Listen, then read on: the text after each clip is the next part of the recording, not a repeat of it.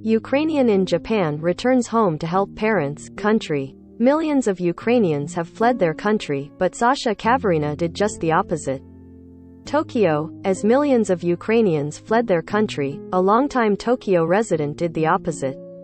Sasha Kaverina left her life in Japan and rushed to Ukraine to rescue her parents after a Russian missile hit their apartment building. Kaverina's main goal in returning was to get her parents out of their hometown of Kharkiv, the second-largest city in battered eastern Ukraine, to a safer place in western Ukraine. But Kaverina, who had organized fundraising and anti-war rallies in Japan for her homeland, also delivered medicine, first aid kits and other relief goods. Like many Ukrainian expats around the world, the war in her homeland has upended her life.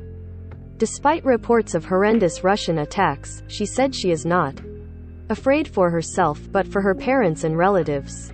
Because of her anti-war and pro-Ukraine activities in Japan, she fears that the Russians could persecute or kill those close to her if they return to Kharkiv, which is now under fierce attack and may fall under Russian control. A lot of Ukrainians are worried that, if Russians occupy us, pro-Ukrainian people would be killed, as they were in Bucha and other cities, she said in an online interview from Chernivtsi, a city in southwestern Ukraine near the border with Romania where she took her parents. Russia invaded Ukraine on February 24. Since then, more than 4 million Ukrainians have fled the country and millions more have been displaced internally. Kaverina's parents narrowly survived in early March when a Russian missile badly damaged their 8th-floor apartment in a 16-story building and forced them to evacuate to their relatives' home in the suburbs.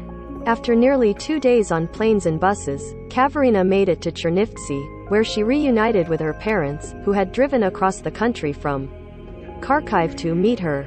She is renting an apartment in Chernivtsi for her parents while she does remote work for her job at an IT company in Japan, where she intends to return, and volunteers as an aid worker with the help of her parents. Ukrainian officials have urged residents in eastern Ukraine to evacuate to the west. But even in Chernivtsi, the family can hear air raid warning sirens at night, though they haven't experienced actual bombings, she said. Some people go to shelters every night, and the place may not be safe anymore, Kaverina said. Whenever a door bangs or they hear footsteps, her parents immediately jump, apparently because of trauma from the missile attack on their apartment. Kaverina worries about more Russian atrocities. If Kharkiv is occupied, people who have been mentioned in the media are known for their pro-Ukrainian positions, they may be targeted. I have no problem, but I'm worried about my parents, she said, requesting anonymity for her parents. My parents will be targeted for being with me and for their pro-Ukrainian activities. Several times a day, her parents call their relatives, friends and colleagues in Kharkiv to make sure everyone is safe and alive. They worry whenever anyone is. One of her father's acquaintances was taken to a filtering camp, where Russians forced residents to remove their shirts to look for any tattoos indicating a pro-Ukrainian stance, Kaverina said. Her father can't leave the country because of local laws, she said, and she hasn't been able to persuade her mother to fly back to Tokyo with her.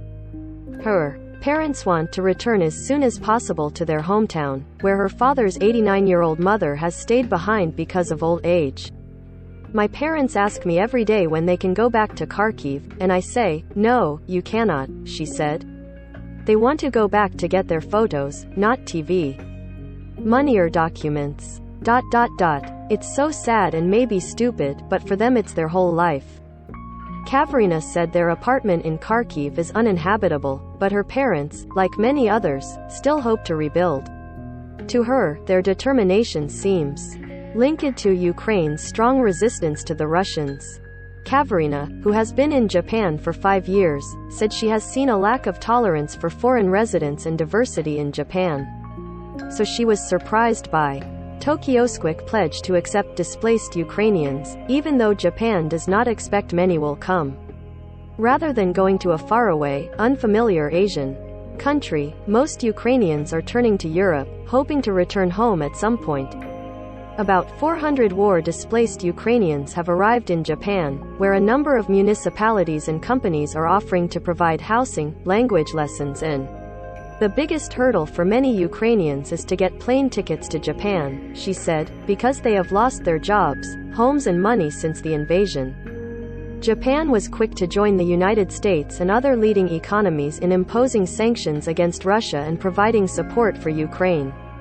Tokyo has also sent non-lethal defense equipment such as helmets and bulletproof vests to Ukraine as an exception to its arms equipment transfer ban to countries in Japan can also contribute to disaster relief, including sending construction equipment, Kaverina said.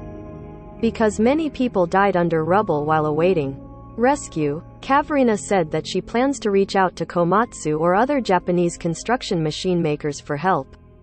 I had been just an ordinary long-time resident in Japan until a month ago, but what happened changed not only the lives of Ukrainians in the country, but also the lives of Ukrainians abroad, she said.